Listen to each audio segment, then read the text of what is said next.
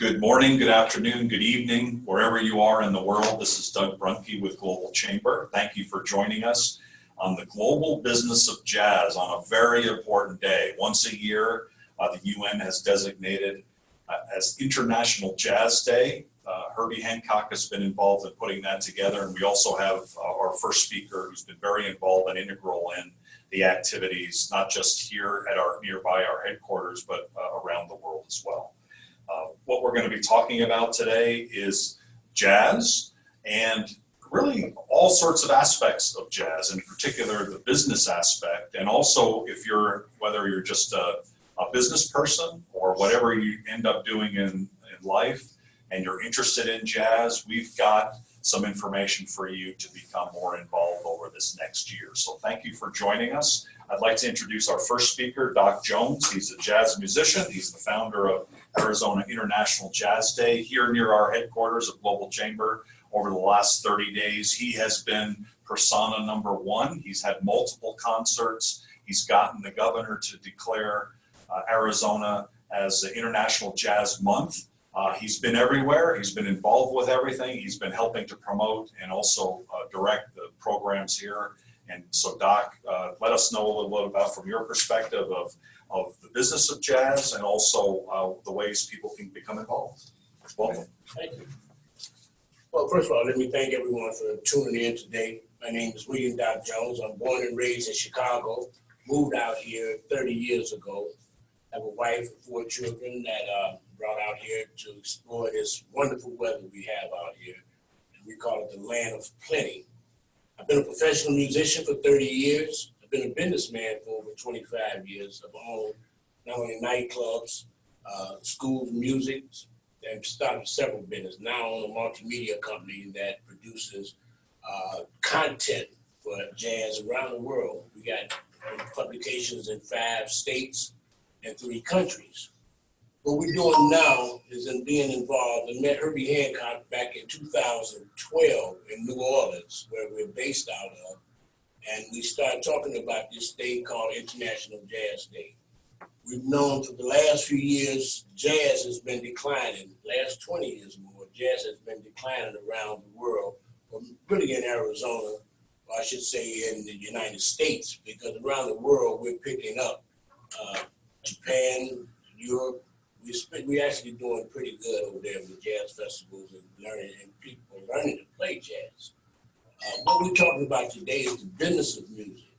7 years ago, International Jazz Day started around the world again, promoting jazz and talking about festivals and putting on events to promote education, peace. What we started here in Arizona, Doug said, I started International Jazz Day. I didn't create International Jazz Day. I created International Jazz Day Arizona Foundation. And our mission is to unite the state around this Herbie Hancock cause, International Jazz Day. Talking about the business of music, we know if these festivals can get going correctly, we bring economics into the state. And that's, of course, hotels, restaurants. A lot of money is being made in the States when we do a very successful jazz festival. We got a young lady on the line that I'd call a mentor to me. She's doing very well down in Tucson. We'll hear from her pretty soon. A lot of attention is being put on Tucson, and I didn't realize Tucson is bigger. The market is actually bigger in Tucson for jazz than it is up here in Phoenix. So pretty much what we're doing, we're hoping to bring corporations on board, use education, use jazz to promote education across the border. And that's my pitch for this morning. Also, just before I end up, we also do 2 festivals a year in Mexico, Sonora, Mexico specifically. We've done Puerto Rico 2 years ago. And 3 years ago, 2 years ago, we was in Alamos, Mexico, and last year we was also in Alamos, Mexico. And we was able to get support there. So with that being said, and I turn it back over to Doug.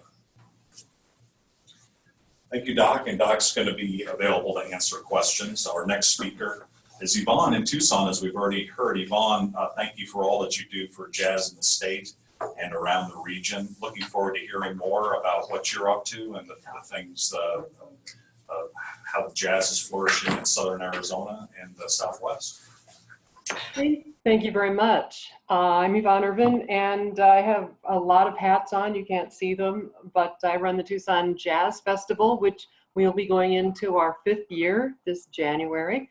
And I just got done producing the annual Charles Mingus Hometown Music Festival in Nogales, Arizona.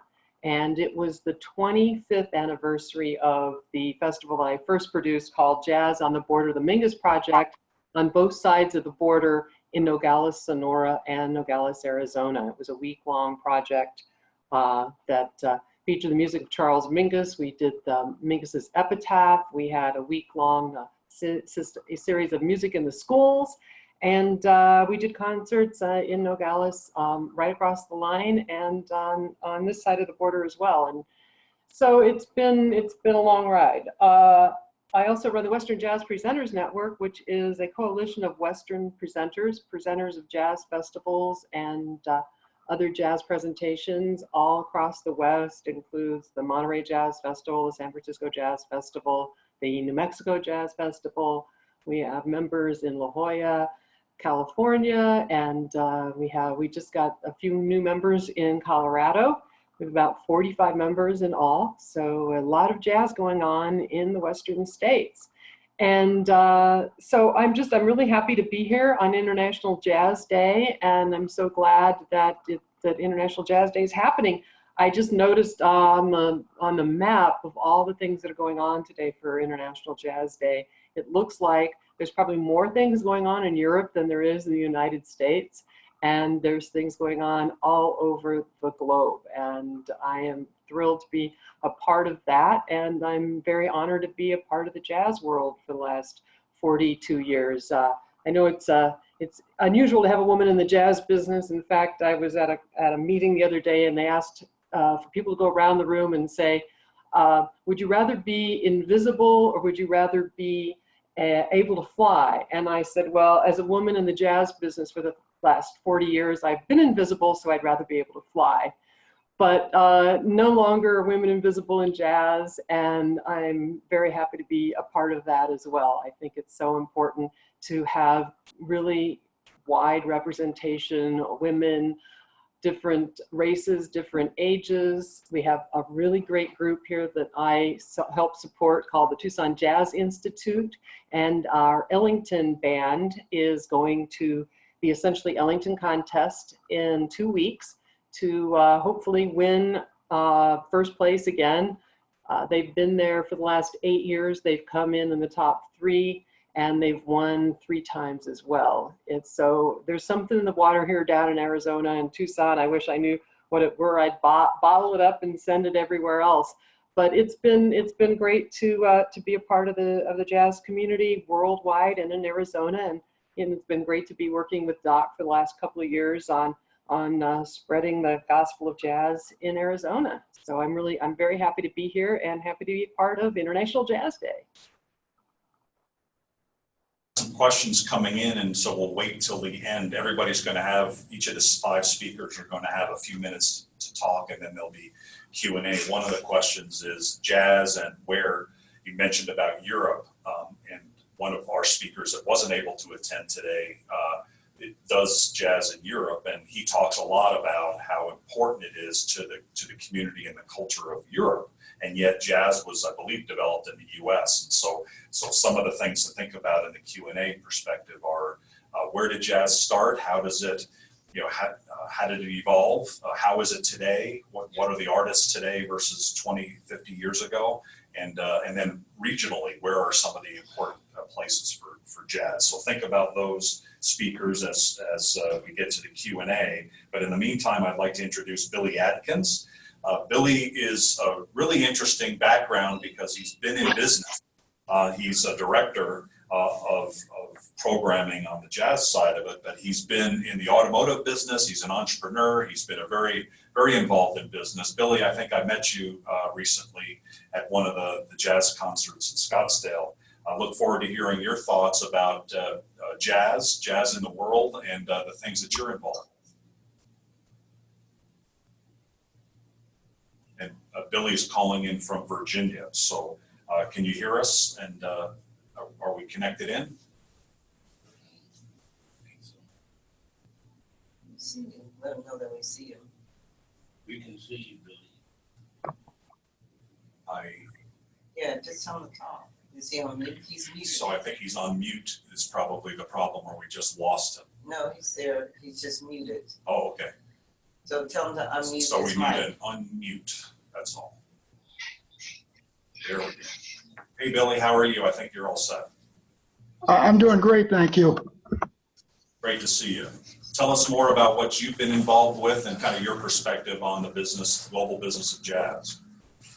Well, I got really involved when Doc reached out to me. So the family and I decided to sponsor International Jazz Day, Arizona. And we all flew out to Arizona from Northern Virginia, right outside DC, to help support him and work with him during that event, which was a tremendous event and an outstanding function. Ideally, we would like to see more sponsors contribute and support the cause. In that, I think we can do more than we did. And plus, it's a good cause for the next step of Student Academy. We just need more sponsors to get the word out, to promote it more, to get more people involved. But what I saw that was most impressive was just a diverse crowd of people from various demographics are really truly enjoying the artists and the entertainment that was provided by some of the tremendous upcoming and present artists who are doing fantastic things with the music industry. And I look forward to being involved with the upcoming and future events, and hopefully we can get more supporters out to spread the word, almost like disciples, to make sure everybody's aware of what's going on in the community and how they can take advantage and be a part of it and support it for a good cause, especially for our youth. Very good. Thank you, Billy.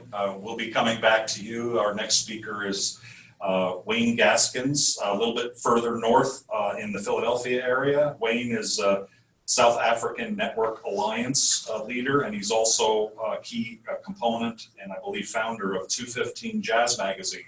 Wayne, are you there? Good morning. How are you? I'm here. Welcome. Hey, tell us more about what you're doing in Philadelphia. What's the importance of jazz in Philadelphia, and give us your perspective on how people can become involved there. Well, you know, as you know, Philadelphia has a rich jazz tradition. John Coltrane came out of here. Sarah Vaughan lived here. You know, Pieces of a Dream, Boys to Men, Grover Washington, all Philadelphia natives, Jill Scott. And as jazz here has had a very rich cultural and educational tradition, the Clef School of Jazz is an institution. It's for performing arts, et cetera. Not only do they teach jazz to young people, but it's also the educational hub for all the young students in the various schools, since, as you know, they had removed music from a lot of the schools. So now if you're going to learn music theory, jazz, the Clef School of Jazz is the place where people go. Now, we do know that not only here, but also in South Africa, where I spend better than 6 to 8 months out of the year of my time. Jazz is a cultural, educational, as well as what we might say is it's a glue for people of diverse cultures, et cetera, to get together. But even the young people are now starting to understand the meaning of this art form that we call jazz.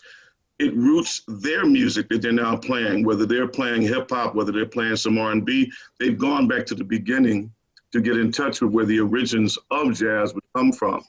So whereas in Philadelphia, now there's at least 2 or 3 different jazz concerts or festivals underway.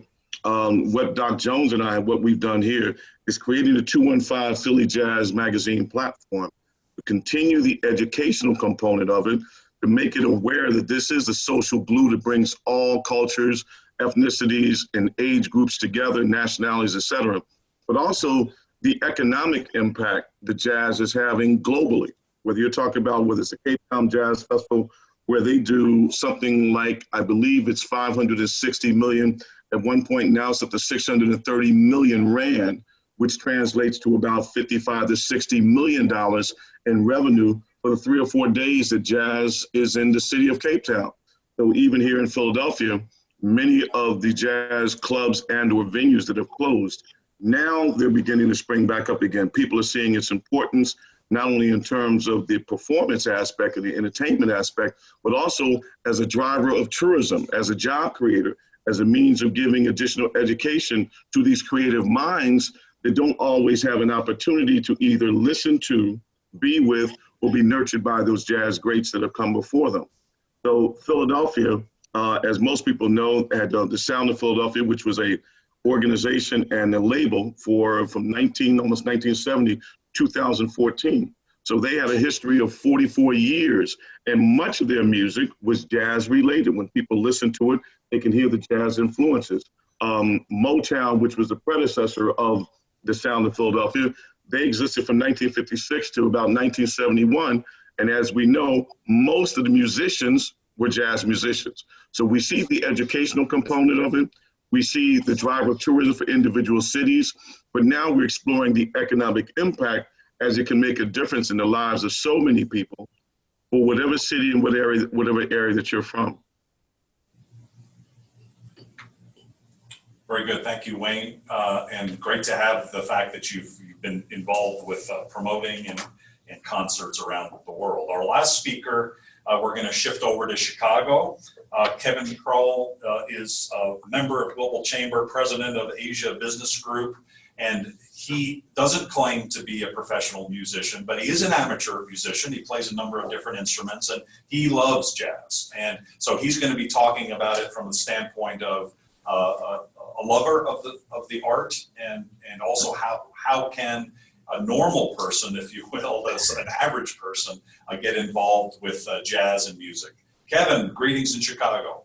Greetings, Doug. Thank you so much for asking me to speak. I am a little bit, what shall I say, overwhelmed, I think, by your other speakers. So many great speakers there. But let me talk to you a little bit about how I approach jazz and why it's important to me as a businessman. First of all, I believe that music is our greatest export. If we go to the next slide, I'll talk to you a little bit about myself, and in full disclosure, I've got 30 years of experience in international business. I'm a passionate amateur musician. Most of the business that I do is between the US and Japan, although I've traveled and done business extensively in Europe as well. But putting those two things together has always been important to me. Music has been a constant presence in my life, and I just really love when those two things converge. And I think music is just a wonderful vehicle to really break down barriers, cultural barriers. If you look at the picture below on this slide, you'll see Rhiannon Giddens, who is an up-and-coming figure in the roots and Americana genre, playing with the Silk Road Ensemble, which was brought together by Yo-Yo Ma, combining both Eastern and Western musical traditions. And what she's singing St. James Infirmary Blues, which is just a wonderful jazz standard. To me, this sort of epitomizes what jazz can do for the world. Next slide, please. I believe that music is really the perfect language for cross-cultural contact. And it's a language that we as Americans all know intimately. We've grown up with this soundtrack in our head. And not only do we know it, but it's so well known around the world.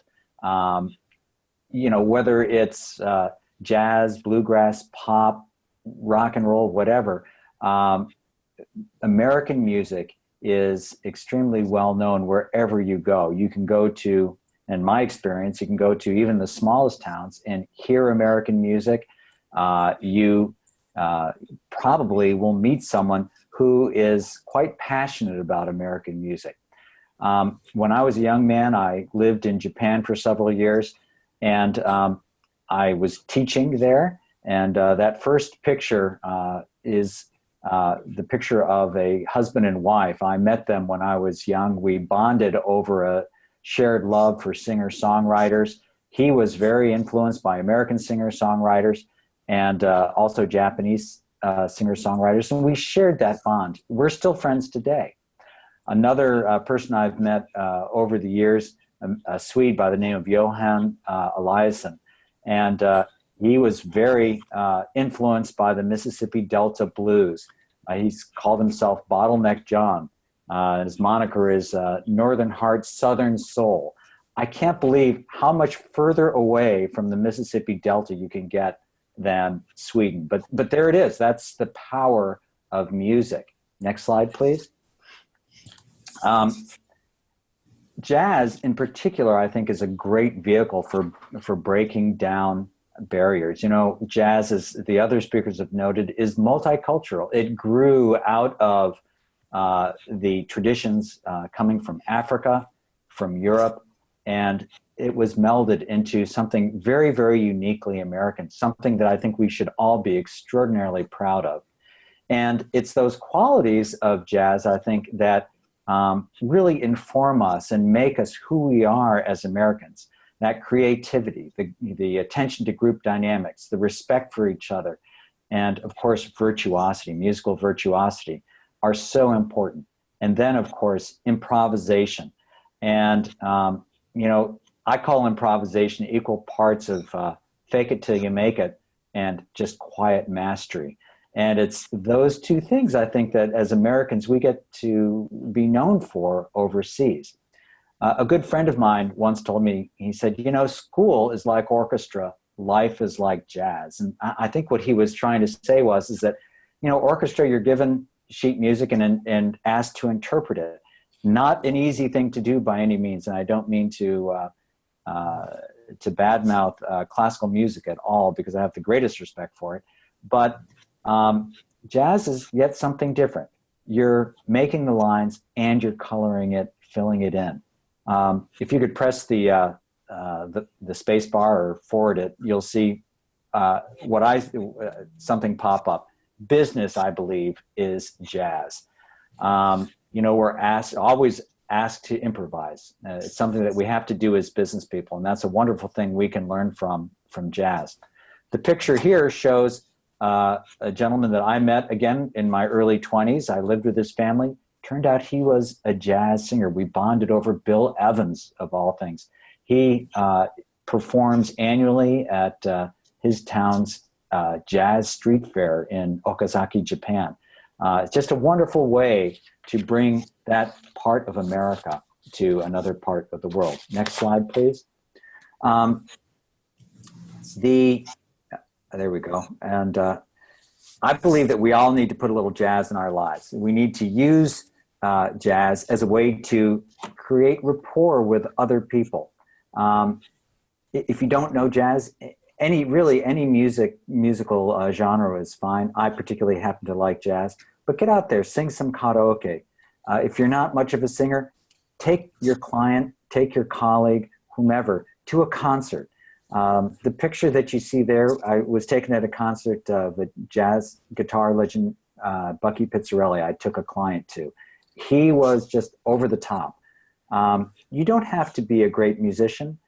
It helps to have a little knowledge. It really helps to have a lot of passion for it. Next slide, please. And I really think it's important to be active in your passions. Americans tend to work a little too hard. Amateurism also has a bad name in America, whereas the rest of the world, there are plenty of amateurs and they're not bashful about saying that. I think as Americans, we need to get more hobbies. We need to get a life. And as you travel abroad, ask your colleagues, ask your clients what they do after they go back home. Do they have a hobby? It may be music, it may not be, but you'll find that music is very often a baseline. And whatever you do, if you play an instrument, find an opportunity to share that with other people. I typically travel with an instrument, and I have been fortunate enough to find myself on a stage with people from a different culture. And it's just a wonderful way to break down barriers. So that's my novice's interpretation of this, and thank you for allowing me to speak about it. Yeah, certainly far from novice, I'd say. I think amateur definitely, and a passionate amateur at that. Kevin, thank you very much. Doc, could you join me up here? And so we'll shift over to a Q&A section. I'd like to start with Yvonne on a question. You touched on it a little bit, the women's place, a woman's place in jazz. So do you have, and kind of contextualize it around your history, and some of the great jazz singers certainly have been women. We may not be as familiar with some of the players on the woman's side. How do women, how have women progressed in jazz over the years, and where do they stand today? Thank you for that question. It's a great question. I started out as a saxophone player in jazz, and I call myself a recovering saxophonist. Don't play anymore, but I certainly have been a huge advocate for women in jazz, having produced the annual Primavera, a Celebration of Women in the Arts Jazz Festival for 17 years back in the 80s and 90s in Tucson. And singers have been on the scene, female singers forever, but there's so many unsung women who were part of the jazz scene through the ages, since the 1920s. Of course, you're talking about Lil Hardin Armstrong, who was a huge part of Louis Armstrong's first group and a part of the music that they made. And then we have a lot of the women that came up during World War II. Ina Ray Hutton comes to mind. There were a lot of really great women players back then. And through even the 60s, we had a few women saxophone players out there. Vi Red was one of my heroes. I remember seeing a picture of her at the Newport Jazz Festival playing the alto saxophone in a mini skirt and fishnet stockings. And she quickly became my idol. And I, in fact, was able to bring her into Tucson for a concert back in the early 90s. But now we have so many great women players, and it's getting easier. I mean, it was really hard for me back in the day, back in the 70s and 80s when I was performing. I had an all women group called Bitches Brew, which was awesome. But now we have so many great players, and I think it's also part of the Me Too movement that we've been able to make our voices heard even more just in the last 6 months. I've been in contact with a lot of young women musicians who have come to me for just counsel and how to approach what they're doing as a woman and as a musician. And so I think a lot of things have changed. I remember talking to a very famous record producer and telling him that I used to be a saxophone player, and he says, really? He says, we could have made you a star. And that's one of the reasons I didn't continue as a musician, is because it was too much about how you looked and not about how you played. And I think now we've gotten to the point that there's a lot of beautiful women out there, and they're playing really great jazz, and I'm very happy to be a part of that. In fact, I am bringing in, I can't tell you who, but I'm bringing in an all-woman concert for the Jazz Festival, and the one woman is from Mexico, and another woman's from Canada, and then several of the women are from Cuba. And so I'm very pleased to be able to present women musicians, not just singers. I've been confused with being a singer for a very long time, and so I'm happy to be bringing in women instrumentalists as well. So I mean, it's our time now. I really think so. I think you're going to see and be hearing from a lot more women jazz musicians as the next few years go by. Fantastic. Thank you very much. And keep the questions coming in. I'm going to continue that question though with the men in the room, if you will. Doc, I think you probably know at least one woman who's amazing at jazz. I do. Just happened to be my daughter. Her name is Nigel Jones. But also, it's talking about a saxophone player. This young lady went to school with my daughter. Her name is Tia Fuller. And if you haven't heard of her, she's touring now with Beyonce's band. She's a phenomenal saxophone player. great educator, and I'm looking forward to bringing her as well here to Phoenix one day, or Arizona, I should say, that we might be Flagstaff next year. We're kind of moving and growing. So I know a few, of course, some of the old greats, Ella Fitzgerald, those kind of artists I love. Had the pleasure of going out with Aretha Franklin one time. A lot of people don't know Aretha played some great jazz. You know, she's known for R&B and soul, but she's a great jazz musician if you could really pull the covers back. But so I know a few. Are women in jazz, is it as a promoter or a director of programming, or is that a bridge to a different part of the community, and how do you view that? Or do you actively bring women in? It sounds like, Yvonne, you have, and you're doing that. And it's probably not only because you're a woman, but there's a dollar value in bringing women as well, I presume. I suppose there is. I don't think bringing women is going to bring in any more money than bringing in men, but in fact, the jazz audience is still largely male, and I can tell you that the audience that I have at the Jazz Festival is more male, but it's the women that are buying the tickets. So go figure that one out. But I think that as an economic driver, that bringing in more women performers will bring in more women in the audience, and I certainly think that is very helpful.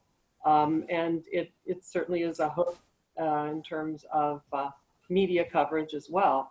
So I think that there is an economic driver there with bringing in women musicians, and then bringing in more women listeners. But I also found it interesting in producing this Women's Jazz Festival, I often couldn't find a woman bass player or somebody, and people would want their money back because it wasn't all women on the stage. So it's an interesting dilemma. But I don't know that I have purposefully thought about bringing in women. I know I was criticized during the first Jazz Festival because I didn't have enough women on the concerts, but it wasn't intentional. It was just, this is who I'm thinking about bringing in, and the next year it changed, and the following year it changes. It's always different. It just depends on who's out there, who strikes me as somebody who will speak to the audience in Tucson, which is a really different audience. So yeah.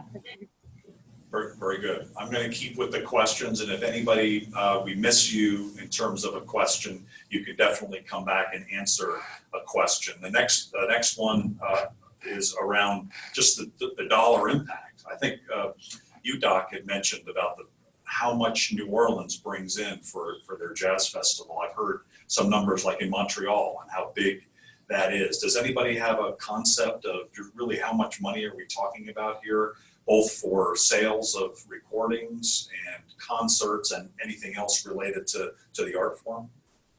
I think Wayne would be a person that could address that. Just coming back from South Africa, we just talked about New Orleans, but South Africa, I believe, is one of the largest in the world. Wayne? Here, a couple of things. So in case I forgot, when Doc Jones and I, when he was initiating the magazine 602, 504 Multimedia and the Jazz, his concept was to include not only multiple cities about the reason for jazz, the benefit of jazz, but the other thing is to let people know how viable from an economic standpoint jazz is as a marketing vehicle. When you look at the city of Philadelphia, what we have here is the Legacy Music Concert Series we're producing, and we produced for over 20 some odd years a number of events that were jazz themed, having people like Roy Ayers come. And when we're talking about the economic impact, in 1 year, most of our events were generating anywhere between $1.2 to $1.5 million in revenues for the city in terms of not just the hotels, people flying in, whatever they're going to buy, the tourism aspect, et cetera, but even the musicians. Many of the musicians who are now in the twilight of their careers, many of them have had the benefit of having their careers reinvigorated, resurrected, so to speak, because we're now giving them a second platform. So not only are we generating money for the city in terms of tourism as a job creator, because people will have to have the vendors, you need to have people catering, you need to have people in logistics and administration, marketing, the printing of materials, the dissemination, the radio station, but also when you're hiring these musicians, each musician is going to hire a family of people as well. And as Doc Jones had mentioned, we're working on a couple of things, not only to take our brand and our footprint in the magazine, the International Jazz Day Foundation, into Cape Town and Johannesburg, but also the idea was to say, let's see what we can go into Cuba while the opportunity presents itself, creating a thing called Cuba Libre Jazz on the island. Now we know that has an impact because we've had a festival there for 12 years. And even we talk about Puerto Rico. I was a young student at Temple University. My first concert was Earth, Wind and Fire. And if most people knew, Doc Jones would verify this, Earth, Wind and Fire came out of Chicago, but they came under the umbrella of Ramsey Lewis, a jazz musician. So many of their early recordings now reflecting that. Look at how not only have they grown, but how in every festival they participated, the dollar impact that they've had. So we're talking about Eddie Palmieri, what he does in Puerto Rico.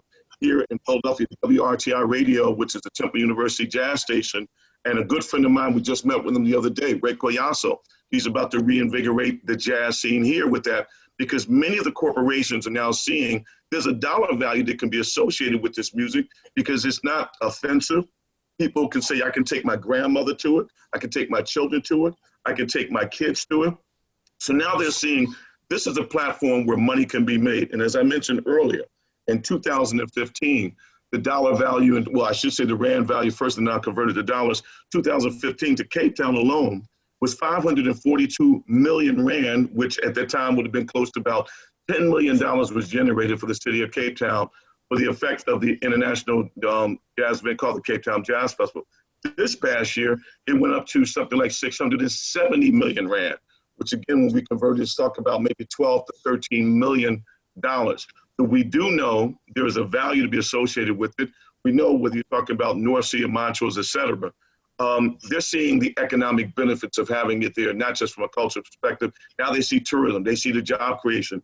And I think credit is to be given to Doc Jones, because when he created the platform of the magazine, the 504 Multimedia, 602 Jazz Magazine, 5 Jazz Magazine we had in Philadelphia, it literally was a job creation vehicle for so many people.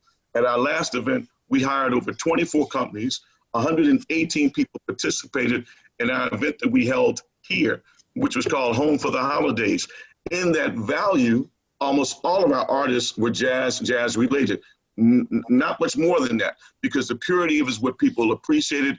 Many people had never seen some of the jazz greats we put on the stage. We were bringing back legends of jazz, as it were, and even the local people here, Gerald Veasley and Jeff Bradshaw, Pieces of a Dream. Now we want Niall Jones to come, because many people doesn't know that Doc is not just the entrepreneur of the magazine and the Jazz Festival, International Jazz Day, but he's a musician that plays 8 different instruments.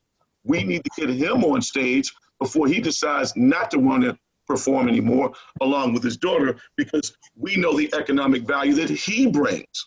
It's been proven in Phoenix, Arizona, Scottsdale, and Mesa, and Douglas, and Tucson. When we're in Puerto Priñesco, I think they mentioned that the dollar value to them, we're going to convert from pesos into dollars.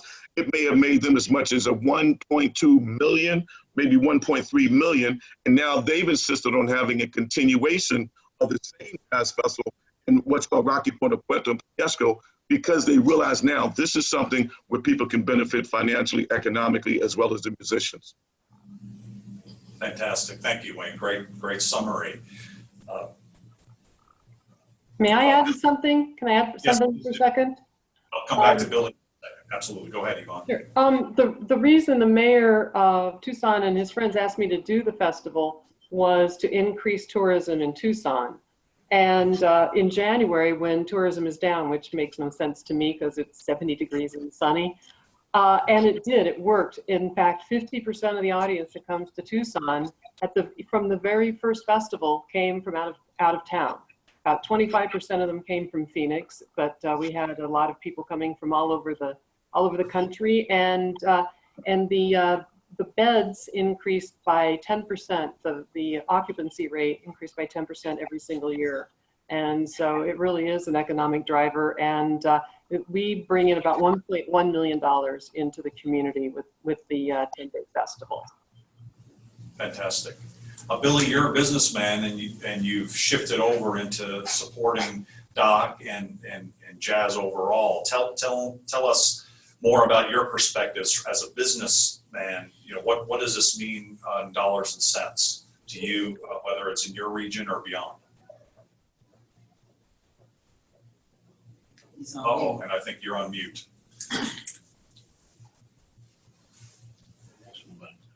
Well, as a businessman, ideally what you're looking at is foundations, organizations that are giving back to the community, that are representative of what your beliefs are, where you can invest money to a worthy cause. And that's what I saw with the International Jazz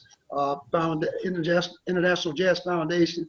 And also the fact that Next Step Students Academy is also a means of a business of saying, okay, how can I give back to the community for the benefit that I'm getting from the community? And the young people are the future of the businesses anyway. And if we support them now, they'll support us later on. And I think that's one of the key points here. It's driving in revenue for the community. It's exposing people to music from different walks of life. And when I reflect back on growing up, I was the last of a child, so I was able to be exposed to rock and roll, jazz, gospel, and now I'm into this rap scene because my daughter is her millennium group that's involved with it. So music is a means of communicating to whatever group it is. I work with a number of people out of Germany, and it's interestingly enough, they liked our music just as much as we like our music, and it was featured within the organization, playing music from the time of, say for example, talking about Ella Fitzgerald, Sarah Vaughan, going back some years back. And I think as a young person, I was fortunate because I was always around older people, and the older people listen to jazz, so I got indoctrinated early on. I have boxes of albums now. I don't know why I hold on to them. I should just give them to somebody because I don't play them as much, but it's sort of almost like a treasure chest, and I think I'm gonna donate them to somebody so they can experience what Doc is doing with jazz now that has been going on for a number of years. Business like the Chrysler deal in Phoenix area, Mesa, I believe to be exact, he contributed because he sees the benefit of exposing his operation, exposing his products, and getting people to his business to look at his project. And sometimes you might get sales out of it, but more importantly, you're getting your name out there, promoting your name, word of mouth. It's no different than running an advertising commercial. As much as you can get your name out there and get the recognition, eventually if somebody in need of your product, they'll eventually come to you. And that's one reason I think businesses should support the International Jazz Foundation, because of the benefits they'll receive today and down the road, because we could talk about generation to generation to generation, because children listen to what their parents listen to, and they'll buy what their parents buy. And sometimes it's diverse order. Parents start buying what their children are buying.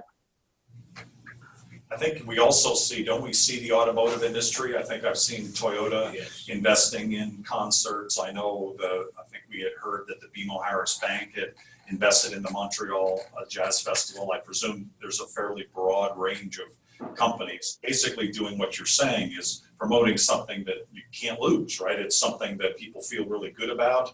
You know, there's no controversy about jazz. There's so many positive aspects to it. Yes. Is a title, I think they're presenter for the last 7 years with Herbie Hancock and United Nations. Okay, so I think that's actually going on today at 4 o'clock Eastern time in the U.S. Is the African event or somewhere in New York? They're in St. Petersburg. Oh, St. Petersburg, Florida? Russia. Russia, okay. So it's not 4 p.m. Eastern time probably. So very cool. If I may add, am I still here? Yes. Can you hear me? If I may add, I think Doc Jones, if he had not mentioned it, we do have a component of the magazine that's in Sydney, Australia, and another one that is in Tokyo, Japan. And as you may have mentioned, I've lived in a few places. I've lived in Sydney, I've lived in Tokyo, I've lived in Beijing. So everywhere where I sat down, Doc Jones has left a footprint of the magazine, so people are not only being exposed to it, but they get a deeper appreciation for the global impact and the idea of it linking the entire global community. But when we're looking at Global Chamber and we're looking at global community, we're talking about people who are able to read about jazz, study the history, to be able to appreciate it, to be able to hear it, to be able to sit back in their homes or in their coffee shops, etc., and just talk about something that has such a great impact to so many people on many different levels. And now you have these young people starting to appreciate it, and now it's starting to become cool again to listen to jazz. Because the old heads, or the OGs as they like to say, the old heads have been passing it down, and now the young G's, they've been putting it into their sampling, they're putting it into their music box. But again, as you mentioned earlier, we're looking at car dealerships, banks, credit cards, hotels, airlines, now stepping up and saying, we want the brand, our logo onto this vehicle. They see when you're having a festival, people have to travel. But now you have the hotel chains getting involved. You have the airlines getting involved. You have whatever beverage company, and specifically you look at Coca-Cola. Not that they need the plug, which is why I use them. Everywhere you go, you'll see them saying, we'll spend money to put our brand onto this vehicle. But it's important to get kind of financial support, because if you do not have these kinds of festivals, concerts taking place, what you don't have is the radio stations, which unfortunately close to 200 to 250 radio stations have been taken off the air. Many of them, at least 6 were owned by one particular company that I won't mention the name. 6 of them were pure jazz stations in LA, in DC, in Philadelphia, in Phoenix, in Chicago, in New York. They were taken off the air. So how do these jazz musicians, or the aficionados and the lovers of jazz, how did they get a chance to listen to this music when now they've had limited formats and platforms for this music to be listened to? So these festivals and concerts, they take on an additional meaning, and they have more impact, because without them, a lot of the music goes away. And we certainly, as lovers and appreciators of jazz, we're trying to do everything that we can to continue to start form culture of appreciation from a global perspective. That makes sense. I presume then that the marketing of jazz then, has gone to the web, right? So has anybody been involved on that side of things, and how that has evolved over the last 10, 20 years? Well, I know we certainly have, because as I mentioned before, I'm just going to, I don't know if you can see this. You see this thing, this is from Cape Town, South Africa. Yep. And whenever these events take place, this is what we did here in Philadelphia. We've used the web, whether it's internet, Instagram, Twitter, Tumblr, Pinterest, all the platforms, because many people are going to that to get their information initially. And because some of those platforms connect people from a global perspective, we now use that as a medium, not just the word of mouth, not just the radio, not just newspapers, to make sure that people can hear clips of the music that you may want to hear. Even on YouTube, you may want to see, well, who is this artist? I've never heard of this person before. Kim Horn is a name that many of you will be familiar with. It's Lena Horne's, I believe, her niece. He's out of Detroit, but many people in the Arizona market had never heard of her. So what Doc and I were doing with many of the artists that he's brought to his various festivals, we would take some of the clips that we would find online, and we would send it to individuals and groups, and perhaps even some of the potential sponsors and advertisers, so they would have an opportunity to become familiar with these artists before they would decide to put a couple of dollars into this gas tank to keep this vehicle moving. So the web, just as we're doing this webinar, is so important to take advantage of new technologies to have this information disseminated. So we definitely are using it as for that vehicle. Sounds good. You referred, Wayne, a little bit to Doc potentially, someday not playing anymore, and so it made me think. You also mentioned about Tokyo. One of the highlights of my living in Japan was going to a B.B. King concert, and not just the music, but watching the crowd.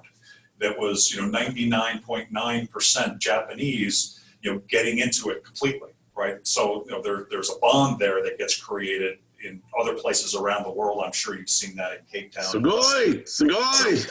There you go. Absolutely. My cousin, he books Mississippi Delta blues bands into Europe, and so for decades he's been telling me about what they've been doing and how the Germans love Mississippi Delta blues. Almost they understand it in many ways more than Americans. So I guess my question is how are these art forms being preserved? What will it look like in 10, 20, 30, 50 years? How do we ensure that this American institution continues to evolve around the world, and what does that look like? Anybody? Well, I think what Doc is doing with International Jazz Day, Arizona, is one means of doing that.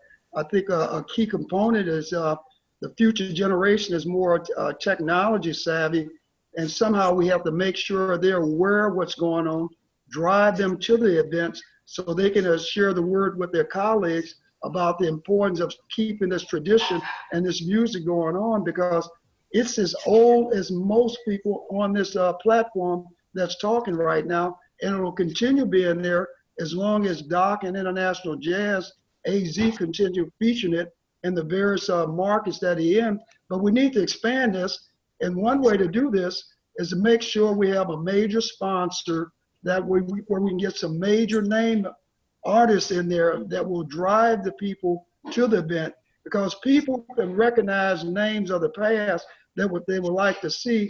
Because I know there's a station here in Washington, D.C. From Howard University. They promote artists and old music, and we can do the same thing with the jazz, promote it to get people out, because people recognize certain artists, and even though they're not presenting or playing, people are still playing their music. And talking about the auto industry, sometimes you find a commercial with some jazz background in it that has to get an okay, but it's such a catchy song and recognized, they use it to catch the attention of the audience to listen to their commercials. So that what Doc is doing is of tremendous value. It just needs to be expanded. In order to do that, we just need additional funds, major artists. And once you get major artists, you'll get other major artists, and then you'll get young artists want to be a part of it, and it'll just continue growing. Doug, I'd like to get Yvonne's perspective on the question. Yvonne, what do you think about that? Well, I hate to, beat the old song of we have to educate our children about jazz, but honestly, that's what happens. That's how I got into jazz, is because I was in the jazz band in high school and through college. And the kids that we're educating about jazz and putting in our jazz bands today, they're not all going to be stars. I'm trying to keep track of the Tucson Jazz Institute kids to see who goes on to become professional musicians. So far, it's about 5% of the people that go on, but the 95% of these kids, we have about 250 on an average in a year come through. They're going to be the audience for jazz. And so I think that that's a huge part of it. I do think that having a huge web presence is important. We sell at least 50% of our tickets through social media, even though our audience is rather old. But I do think things like today's International Jazz Day broadcast, which is at 4 p.m. Eastern time. Don't know what time that is in St. Petersburg, and I'm sure glad that they're doing it in St. Petersburg, considering the issues that we're having in diplomatic relations with Russia at this point. But, and I do, again, looking at the map and looking and seeing at all of the jazz that's going around the world, what goes around comes around. Things that are, become real popular in Europe come back to the United States. So it's going to be in flux, and it's going to go in a cycle. I think that we're headed into a cycle where the jazz is coming up again. Record sales continue, whether it's digital, whether it's no matter what platform it is still going down. But attendance at jazz festivals is going up. So it's all about the experience, where everybody's now trying to sell the experience, and that's what a jazz festival is. So I think that that is going to continue up. And as long as we continue to have some kind of jazz education, whether it's in the schools or in something like the Tucson Jazz Institute, that we can continue to maintain that audience, which is still, it's still only going to be 5% of the audience, but that's a lot of people. What about what's going, the festivals that happen in Chicago?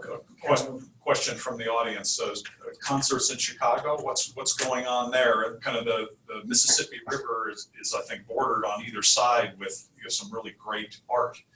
Mississippi Delta Blues at the bottom, and then Chicago jazz scene. Chicago up north, yeah. No, we have a very vibrant jazz scene here in the city. Each year, the city of Chicago puts on a jazz fest at the end of, actually it used to be at the end of August. I think they've got it now closer to the first part of July. But in either case, it's a very, very vibrant scene. And I wanted to just touch on something too that both Doug and Yvonne had said, and talking about women in jazz. And this may be a stretch, so bear with me. But several years ago in Japan, there was a very popular movie called Swing Girls, and it was about a high school, a bunch of basically not very good high school students who, unfortunately, were all mostly young girls. And rather than do detention, they had to learn an instrument. And the jazz band director had nothing else to do, so he taught them all instruments. And the long story short, they end up winning their regional jazz competition. But what was really important was that all of the actresses in this film had not had any exposure to playing an instrument before. They all learned their instruments. And it became a real cultural upswell in Japan. These actresses still go out, as I understand it, and perform as this fictional jazz band that they created. So when we're talking about, where's the next group of jazz musicians coming from, I think we really, in a way, can't even predict it because there's so much out there on the internet. Jazz is such a wonderful, uplifting medium that we don't know where the next jazz greats are going to be coming from. Certainly, education is huge. I know here in Chicago, we have the Merit School of Music, which has a very active music education program, part of which revolves around classical, part of which revolves around jazz. It's things like that and concerts and getting people out there that really is going to continue this genre. Well, if I may chime in a couple of things, because as Doc may have indicated, I have a pragmatic view of how the jazz market, musicians, as well as the presentation of jazz does take place. As a DJ, my first event, I was 19 years old and I produced Earth, Wind & Fire. The perception of music is literally driven by those people who are considered to be the cool kids or the ones who are marketing it, really pushing it. But even then, we had the Trey's House of Jazz, we have Gino's Empty Foxhole. They were right on the university's campus. You had Howard University with WURD, you had WRTI that was in Temple University, you had WKDU, which was Drexel University. Many of those stations no longer exist. So when you're talking about an aging jazz population, one, you're also talking about a number of stations that are no longer in existence, radio platforms and or TV. Now we're talking about a niche market. As we talk to a lot of people, young people, and from around the globe, and my living on 5 continents, I have these conversations consistently. Many people who are getting the exported jazz from the United States, they're appreciating that. But you have many people in the US have no clue. They have not been exposed to it and continues to be almost not eliminated, if not eradicated, but it certainly has been diminished. Many people, if you ask them about whether it's like Dexter Gordon or Miles Davis or Sarah Vaughan, Nina Simone, or Coltrane, they are who? And a lot of these festivals are not pure jazz festivals. Let's be clear. Because of the economic impact and the financial viability of these festivals, you may have 10% jazz and 90% something else, and they call them a jazz festival. Well, the problem with that are people really getting dipped in the essence of what this American art form is, or are they now getting something that is morphed into some commercially viable stuff, ooze, as it were. And many of these jazz festivals now, they're getting the benefit because if you say jazz, a lot of the insurance companies will give you a better rate in terms of your bond. You may get other benefits as well. But if you incorporate other music into that, now you're diluting the presentation of this art form. And many people may get confused when they're hearing what's called smooth jazz, as opposed to listening to someone that goes back to U.B. Blake or Art Blakey, or you talk about, Charlie Mingus.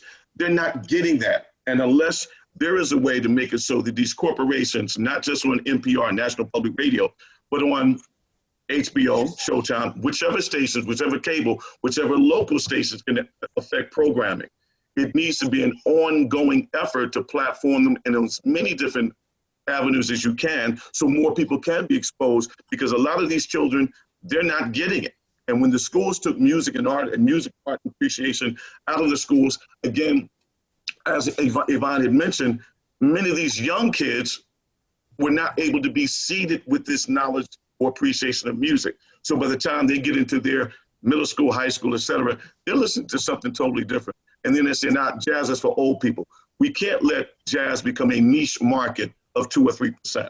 You have to take a diligent effort to make sure not only is it maintained, but to enhance it by being vigorous in the presentation of the music art form throughout the globe.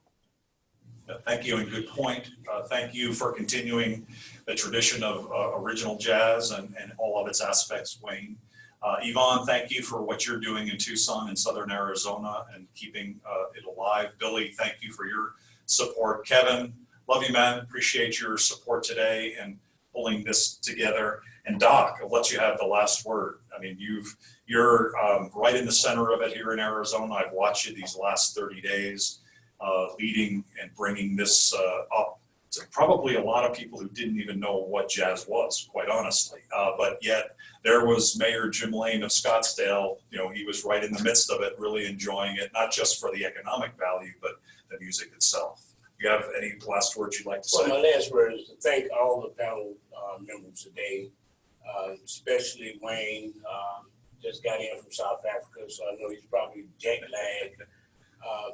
And Yvonne, you've been a great inspiration of what I've been doing, to watch this young lady to start from zero, probably not zero, but to get involved with what she's doing in Tucson. And I'm sure she works around the clock like I do. And I think she said she's going to take a month off after January. I'm going to follow your lead on that. After this today, my wife is making me take some time off.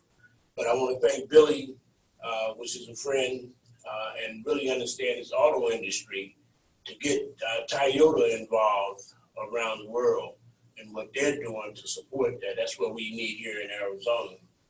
And Kevin, you in my hometown, so I'm looking forward to coming home this summer, and maybe I can see you and we can do something with that ukulele you got and take care of that. So I want to thank everyone, and please go to jazzdayaz.com and kind of follow me in what we're doing for next year. And Doug, you've been a great partner this year for us, Global Chamber. And without this, we brought some very interesting people. And to talk about the business of music today has been very important to us. Thank you. Go out and see a concert. Go at 4 o'clock Eastern time and listen to the International Jazz Day from St. Petersburg, Russia. There's nothing like going to a jazz event, and that was a little bit of where I was going with not just the continuity of the jazz greats and the essence of what jazz was, how does that move forward, but also going to a concert is so different than the experience of listening to it on your laptop. I presume at some point there'll be a virtual way of listening, maybe there is today, but there's nothing quite like going to Preservation Hall Jazz Band, sitting underneath the musicians, and then recognizing that the trombone has a spittle valve. There's nothing quite like the music and being that close to the activity to really make you inspired. So thank everybody for watching today. Thank you all the experts who have contributed today, and let's all go out to a jazz concert. Thank you. Thank you. Thank you. Thank you. Thank you. Bye-bye. Bye. See you guys later. Now going home and go to sleep. Monday morning, Monday it's morning. pretty tough. It's a tough one. Billy, I'll call you if you're still Thank you online. so much for your. Okay, I look forward to it, Doc. All right. Billy, look forward to meeting you. I look forward to meeting you as well. Working on some other Come to projects. Philadelphia. Yeah, well, you're not that far from me, just a 2-hour drive. I just finished a 50-hour flight.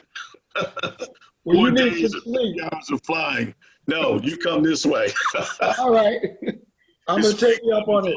I'll get the information from Doc. Well, you can Okay. email me. Like a little vacation. Okay. All That right, sounds like a take care. good plan. Take care now. All right. My granddaughter's graduating in Atlanta, so I'll go to Atlanta for a week. Then I'll come back here, and then I'm planning the Twin City Jazz Festival in June. Oh, seriously. Want to support my daughter. She's one contracted, and they Okay. heard us play in New Orleans, so they. Does she live up there? Yeah, she live in New Orleans. And, Oh, in New Orleans. Yeah, okay. Twin City, you mean Minneapolis, St. Paul? Okay.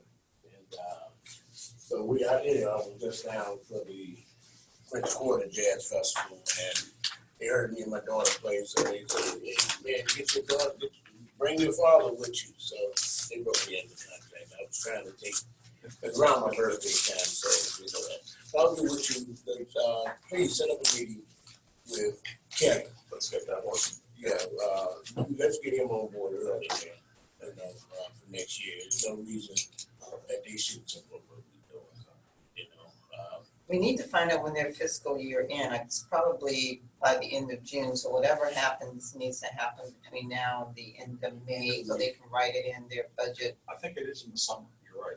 So, It's at the end of June, so they gotta write it in for. right, so we need to figure, And did you find out BBVA, that guy, I never got to find his card. Okay. But we need to get him in for Mexico and what we're doing in Mexico. Okay. All right, Gentlemen, Yes. Doc, before you go, Doug, any possibility that we could, is there a way to have this rebroadcast to some other people out this end? It was, and there will be a blog post on our side, and we can share the link with you, absolutely. Okay, good. Because even though there's a 3-hour time difference, here, they just finished this weekend. It inaugurated 2 or 3 years ago, and even though it's in its, you might say its incubator stage, they just had their 3rd so-called, quote unquote, Philly Downtown Jazz Festival. So, Okay. as I mentioned to Doc, we want to bring Doc out here in August, September to actually do the official launch of the 215 Jazz magazine. So I want you to see this global chamber. One of the biggest guys here is he's multicultural affairs head, and also he has the biggest PR firm here, and he's a jazz musician. When I show them this global chamber, Doug, he'll probably want to have a dialogue with you.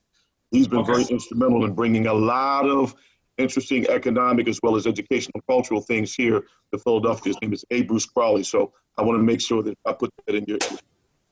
That sounds good. Okay. okay, thank you, Wayne. Thank you. Doc, give me a call as soon as you can.